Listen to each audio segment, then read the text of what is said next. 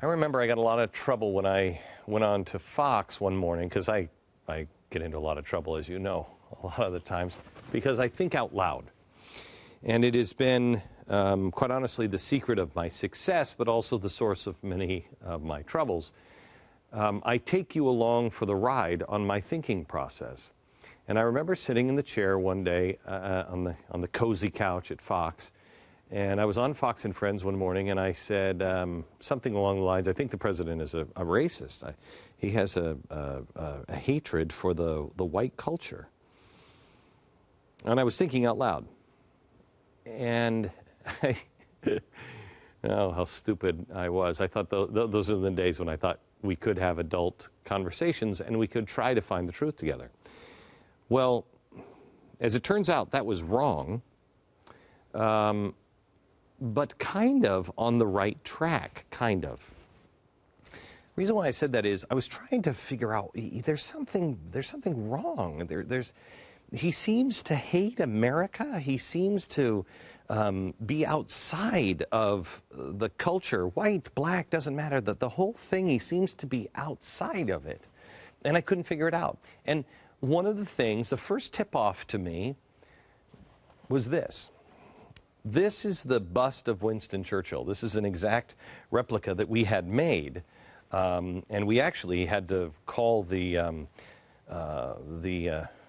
chief historian of the White House and get them to send us photographs of it and measurements of it so we could recreate it for this Oval Office. This is what the Oval Office looked like when George W. Bush was in it. It is dramatically changed, but the main thing that has changed since Barack Obama was in it is that bust, which was a gift from the British, our closest ally and friend. This was a gift from the British as well, the Resolute desk. That bust was taken out and boxed up and shipped back to England. It was a gift after the attacks of 9/11. And it was how it was done that bothered me and confused me. It was boxed up after the British Prime Minister said, no, Mr. President, that's a gift from the British people. And Barack Obama said, no, well, we don't need it. And he said, well, you put it in a museum. It was a gift from the British people. And what happened next was the Prime Minister left and Obama had it boxed up and shipped back.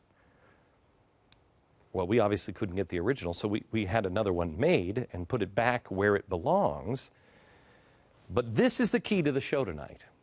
This is where things for me, when they took it, go ahead, Wade, when they took it out of the Oval Office and they shipped it back to England, that's when things got confusing to me. But to me, that's where our journey begins. The only guy who I think gets it, and the key to him getting it is he was born in another country. And we've had him on the show several times before. But this is the only man I think that truly understands Obama. Because he had something most Americans don't.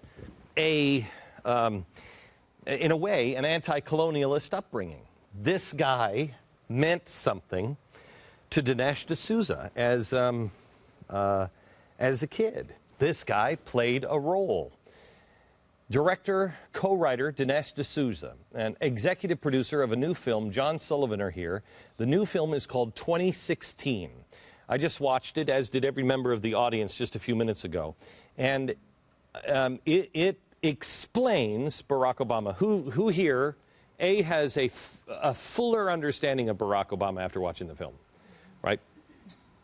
How many people think that you have a friend that you can get to watch this film and it will change their mind? Really? Well, that gives me such hope. That gives me such hope. What is it that you think will change people's mind? What part? Becky? I think it's because it comes from such an intellectual place and not like openly defiant, being very, oh my God, I don't like Obama because X. It's very intellectual. It's very easy to understand. It follows such a simple formula of just asking questions. Right. As opposed to I've saying, tried asking questions before. That doesn't necessarily not hack people off. Lindsay, yes. I think knowledge is power, and the more they know about them, the more they'll be empowered to make their own. Yeah. Yes, in the very back, yes. I don't necessarily think it's going to change supporters' minds. Yeah. I do think it'll enlighten people that that know something is not right, but can't put their finger on it, and will reinforce for them when they're being told by the media that keep on moving, folks. Nothing's going on here. Okay. Yeah. So let me start with Dinesh. I didn't know this was the key, but I knew something was really, really wrong. Explain this. Well, this man, Winston Churchill, is known to most Americans as the great fighter of the Nazis. We will fight them on the beaches. We will never surrender. And that's why Churchill is a bipartisan hero in America. But when I was growing up as a kid in Mumbai, in Bombay, we learned more about the other Churchill. And this was the Churchill who, from his young years, was a colonialist. He rode with the colonial armies in Afghanistan. He was with Lord Kitchener in the Sudan, a famous battle called Omdurman. Later, he became the colonial secretary in charge of all the colonies. Now, interestingly, with Churchill, when he met Gandhi, India's anti-colonial leader, Churchill said, "I will not be the prime minister to preside over the liquidation of the British Empire." And in the 1950s, when Obama's father was growing up, there was an anti-colonial uprising in Kenya.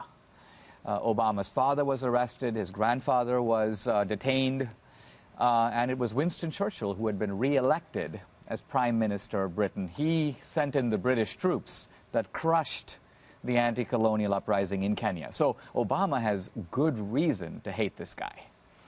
When you saw this go out of the Oval Office, most Americans, I still tell this story about this statue and that it's been shipped back, and how many people knew this story when you saw the film? I mean, that's amazing, because how many people generally watch my show a lot, okay? So you watch my show a lot. I've talked about this story over and over again. Still, I run into a majority of Americans, they have no idea this happened. When it happened, I didn't know what it meant. How long, what did this say to you when you heard this story?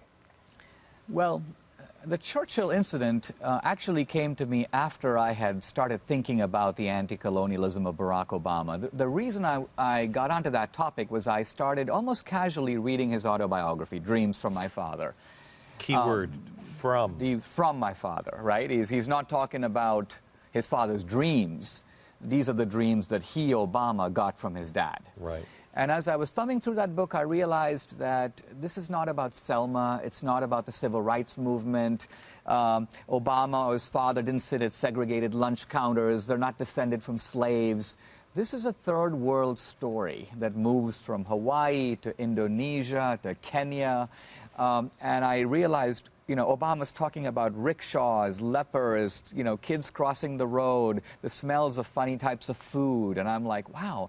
That's what I grew up. That's the familiar sounds and smells of the Bombay I was raised in. So as I began to think about Obama's ideology, when this incident came up, it became a sort of a test for me, a confirmation that I was on the right path, because to me the strength of a theory is this. Can it explain facts that no other theory can explain?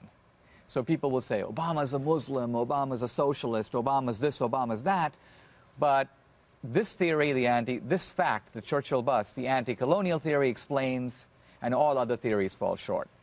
So to me, it was an eye-opener. Right. But it is, the anti-colonialists, I mean, his father and his mother were Marxist as well.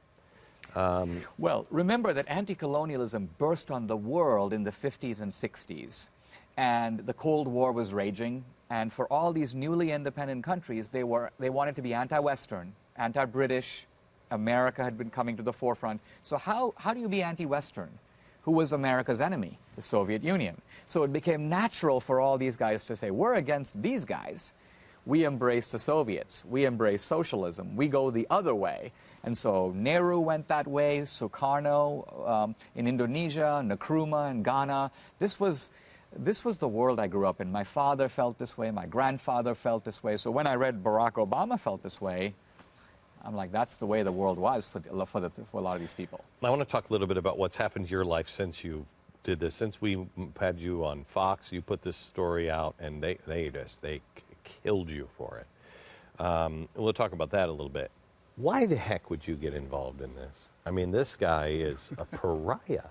This is crazy. I know. I keep unsavory friends, I guess. Yeah, I know. No, to me, it just seemed like a very interesting theory when I first read Dinesh's book. In fact, we were sitting at lunch one day, and we were talking about another project to do. I'd just done Expelled with Ben Stein, and we were talking about doing another project. And he said, hey, I'm going to write this book on Barack Obama. And I said, Dinesh, I would drop everything else, and I'd make that into a movie if you want to do that. And so that's kind of how this journey started.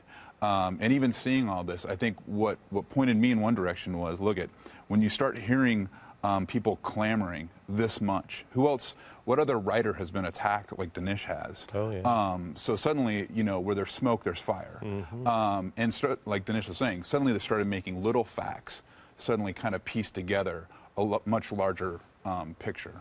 That was the amazing thing is, Dinesh, we've spoken several times, and, you used to see me on Fox, and you must have just went, oh, geez, Glenn, you're missing it. But and that's the way I think we all feel. There's this that just doesn't make sense. And this that doesn't make sense. And this doesn't make sense. And this doesn't make sense. And so you keep trying to, Americans, keep trying to put it and jam it into the box, into things we understand. We understand communism. I thought it was dead, but it's not. We start putting in that, and it's like, that doesn't really work. You start putting it in racist things. Well, that doesn't work. And so you don't have an answer. You don't have an answer. Yeah, there are even conservatives who will say of Obama, he's just a bungler. He's an amateur. He's an incompetent. He's never. They don't. So their point is he keeps getting results opposite to what he intends. That's insane. And I just step back and say, maybe he's getting the results he does intend. Right. That's an easier way to understand a man. So I think the big error with Obama on the right and the left is we all think we're having this policy debate among people who share goals. We all want America to be prosperous. We all want America to be strong. We all want America to be number one. We're just debating how to get there. The message of this film is, wait a minute, there may be one guy, and he happens to be the guy, who is outside that consensus, and for good reason, has a very different agenda. When we come back, I want to ask that question, because that's the number one question of George Soros, of what I say about Barack Obama, what I say about Van Jones. They'll say, why? I mean, Glenn, they're successful. They make money. They've got all this power, blah, blah, blah. Why would they want the America that we understand and know destroyed? Answer that question when we come back. Dinesh, why would Barack Obama want to destroy the United States? Well, Barack Obama's not a sort of traitor, or he hates America or anything like that. He subscribes to an ideology that sees America as the rogue nation in the world. What is this ideology? It's kind of a third world anti-Americanism, anti-colonialism. The basic idea here is that the whole ship of the world has gone wrong side up. And it's gone wrong side up for 500 years because one civilization, Europe, America, has conquered the rest of the world and stolen its stuff. That's the theory, that these rich countries only became rich by taking the wealth of the poor countries. So Obama, it has a global vision, and that is, I want to set the ship of the world right. And what that means is that America has to go down so the rest of the world can come up. The night he was elected, he said something along the lines that because of what we've done today, we have begun to change America and fix the world. Remaking America. That was his phrase. And as I listened to that, I thought to myself, how do you remake America without unmaking America? Right. So it's not rebuild. It was remade. Right. You got to take down the America that there is to put something new in its place. So now, weirdly, I think from Obama's point of view, he's doing what's good for America. It's almost like he's the coach of the Lakers, and he thinks it's really bad for the Lakers to keep winning. Why? Because it's making them arrogant, it's making them greedy and selfish and exploitative. It would be really good for the Lakers to start losing. So he's calling plays for the Lakers to lose. Now, if we're the Lakers, we'd want to fire this guy, right? But first we have to know that that's his agenda. And the genius of Obama is that he can do exactly what he wants, but explain it in terms that throw us off his path. You put in the film because, you know, you use the Lakers analogy here. No, I don't have to know that that's agenda. If I'm a Lakers fan and the guy keeps losing, do you have to know his agenda to want him fired? No, you don't have to. But people generally, I mean, 40% approval rating is astounding with this kind of record. He's defying gravity. Right. You have in the movie this amazing fact that Obama figured it out while he was in college, that people would want to help him if he put a mask on, right? Yep. Obama possesses in his pocket what can be called certificates of racial absolution. Now, I don't mean by this simply the fact that he's black, he's African American. That's not the key to it. The key to it is that he's a different kind of African American. He's not Jesse Jackson. He's not Al Sharpton. We're used to black leaders who make racial demands. You're a racist unless you pay me. And that has put America in a very defensive position. Here comes Obama, and he never brings the subject up. He's above it. He's the racial healer. So the point to make here... He's not. No, he's not. But the fact that he doesn't intimidate you with explicit racial appeals is immensely relieving to whites, because whites go, oh, wow, he allows us to believe that we've gotten beyond all that. By voting for him, see, I wondered to myself, why are all these guys like Chris Matthews? Chris Matthews is a hardcore guy. I mean, he grew up with Tip O'Neill. He's on the docks of Boston. He's a tough guy. But when he talks about Obama, he's got a tingle. He says, oh, I got a tingle down my leg. He begins to talk in a very effeminate way. Now, why? I think it's nothing to do with Obama. It's Chris Matthews able to say that by my supporting Obama, I'm patting myself on the back. I'm a morally wonderful human being because I can vote for this guy. So this is Obama's secret weapon. He disarms us, and he brings out from the left this sycophantic dedication that is unprecedented. You have a point in the documentary about the Caliphate, the United States of Islam. There was a few times I knew I was on the right track when I had you on. When I talked about the Caliphate, when I said the Muslim Brotherhood was just absolutely evil and infiltrated the United States, when I talked about social justice being evil and get out of your church if it's a social justice church. Be very careful of that term. Find out exactly what that means. The gates of hell opened up on me. And the Caliphate was the last one that just the gates of hell opened up. And look at what's happening now. Yeah, I think Obama wants to reduce America's footprint in the world because he thinks we're stepping on the world. So what he's doing is encouraging anti-American forces in the Middle East. He used force to push out Gaddafi in Libya, and he used diplomacy to push out Mubarak in Egypt. Now, what did those two guys have in common? They were both doing business with the United States. Gaddafi is no friend of ours, but he was behaving himself since 2002. Mubarak was probably our greatest ally in the region, not counting Israel. Meanwhile, Obama refuses to use force when there's massive casualties in Syria. Didn't even bring up Iran. There were Iran, you had bigger demonstrations than Tahrir Square. Yeah. And Obama says, no, oh no, not only did he not intervene, he told the rest of us to be quiet, let's be calm, and all of that died off. So what do Syria and Iran have in common? They're deadly enemies of the United States, and they are allied with each other. So the only consistent explanation for Obama's double standard in using force over here but not over there, pushing this guy out, keeping that guy in.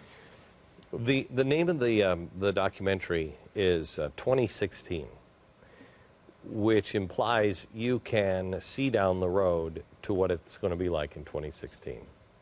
Stop at Israel. What does Israel look like in 2016? If I were an anti-colonialist, I would say that it is not enough to have a Palestinian state. It's not enough to give the West Bank and Gaza back. Why?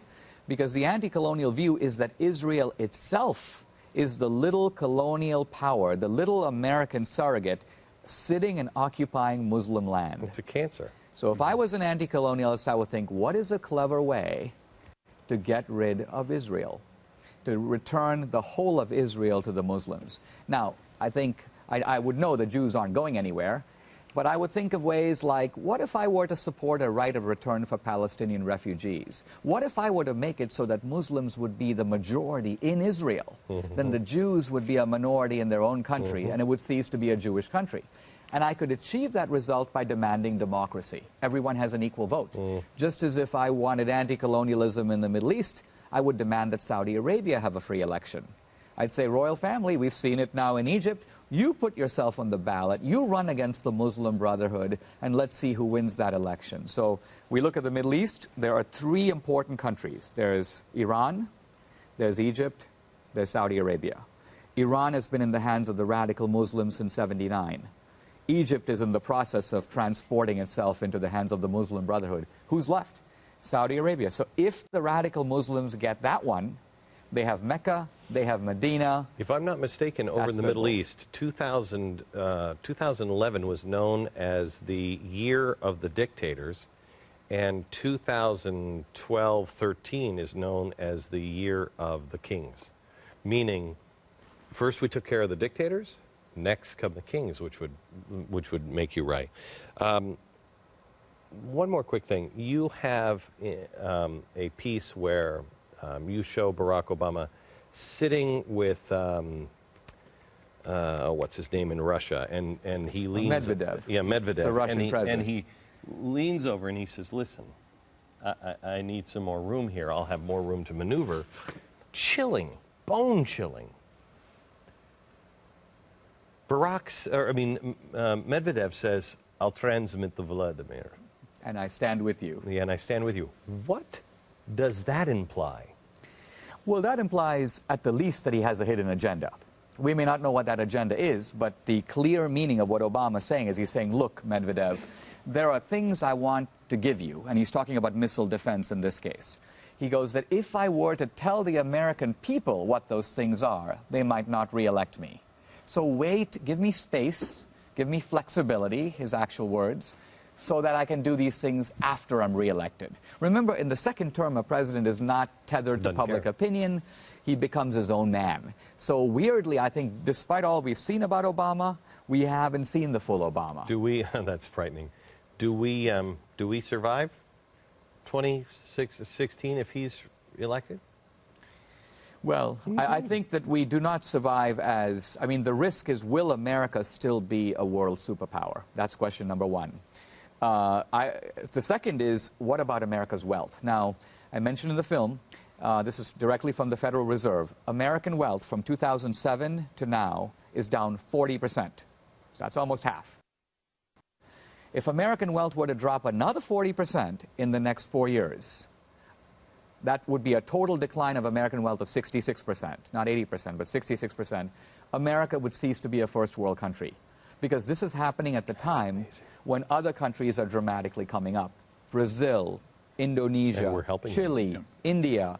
So America would essentially drop back into the also-ran of nations, which is to say we would be exactly in the position that the world was in 1500 before colonialism. There was no superpower. There were multiple nodes of influence. That's the world I believe that Obama wants. Okay, back with questions from the audience in a minute.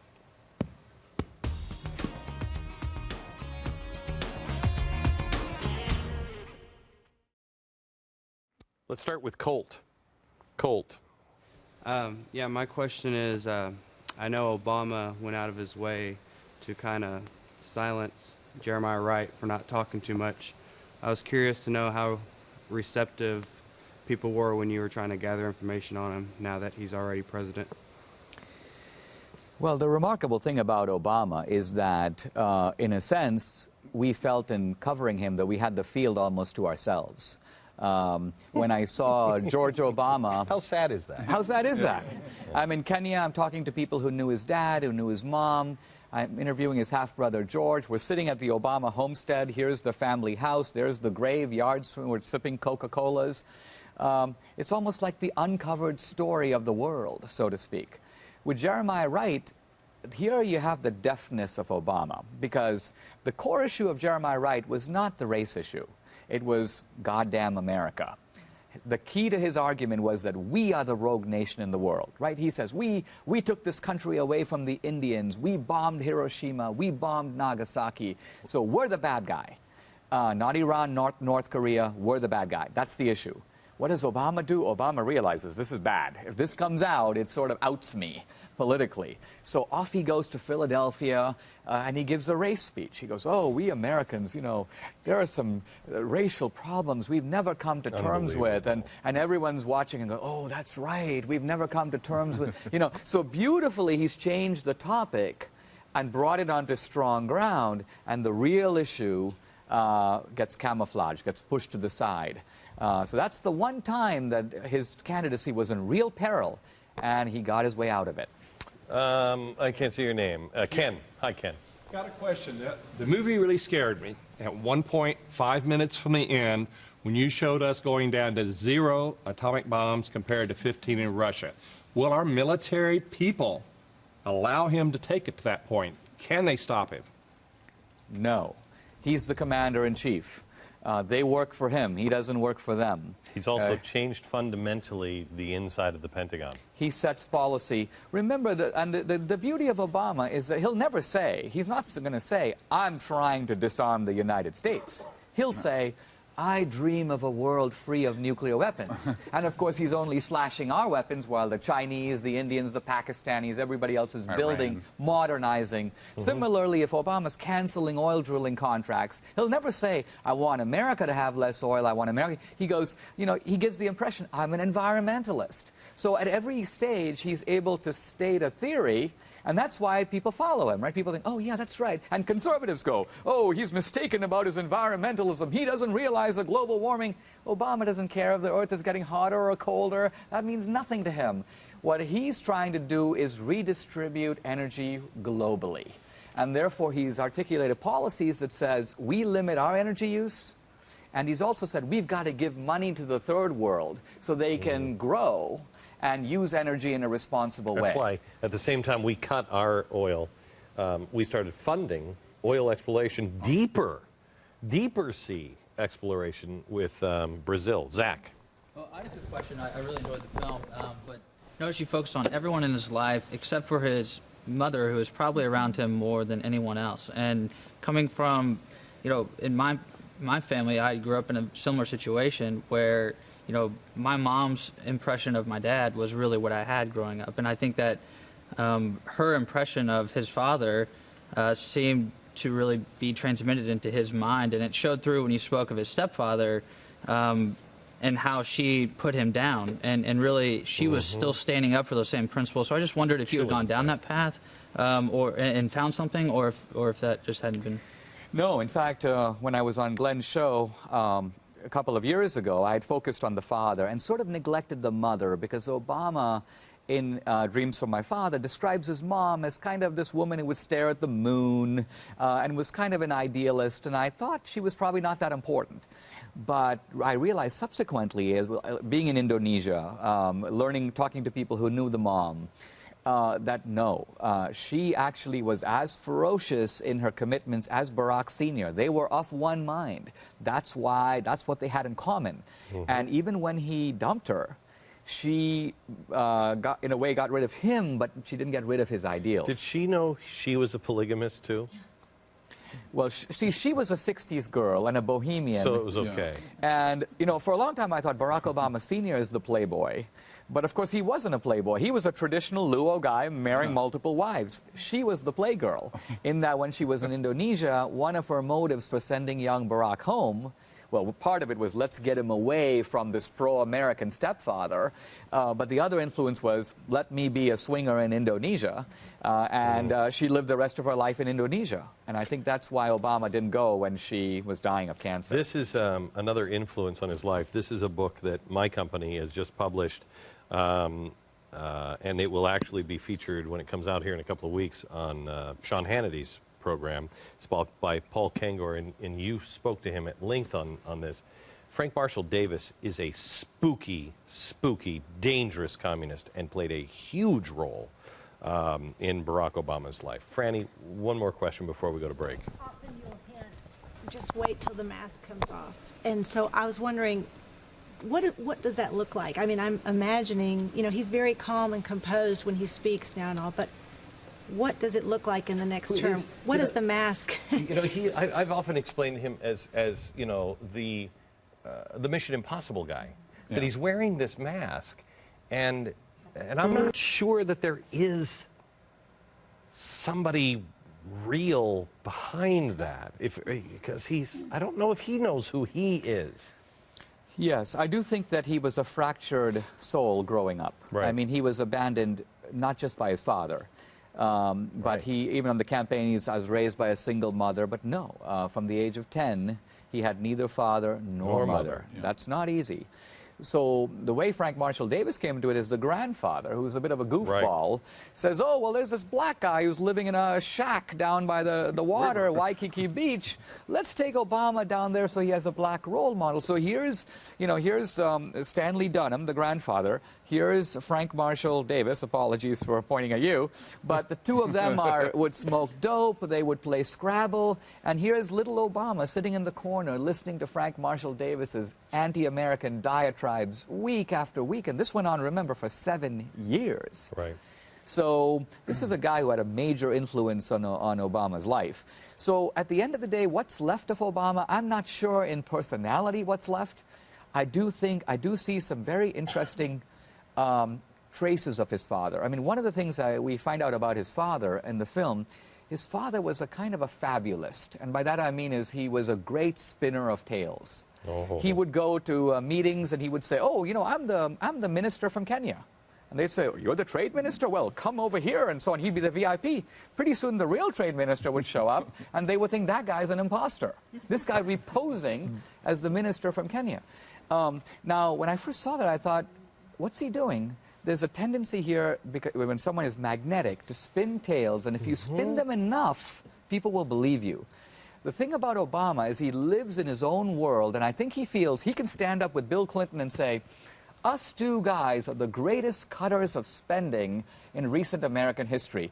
This is like a flat-out falsehood, but Obama says it with such passion, such conviction, he bites his lip, and so on, that at a certain point you think, well, he can't be making that up. Right. But no, that's the fabulism. That's why he is so effective, because most people just can't believe that somebody would look into the camera and say, I'm not really here.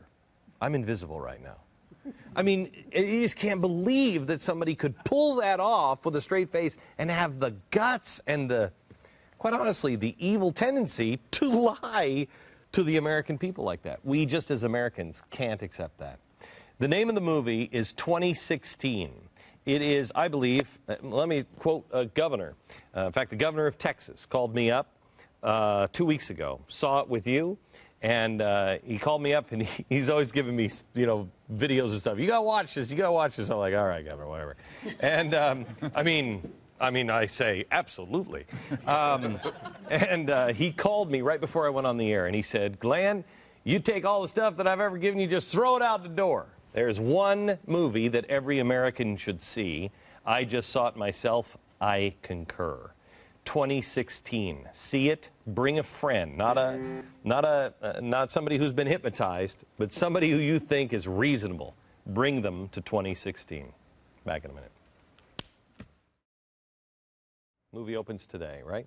In select cities? It opens in Houston and then goes nationwide. And then goes nationwide. For more information, just follow the links at the bottom of the screen.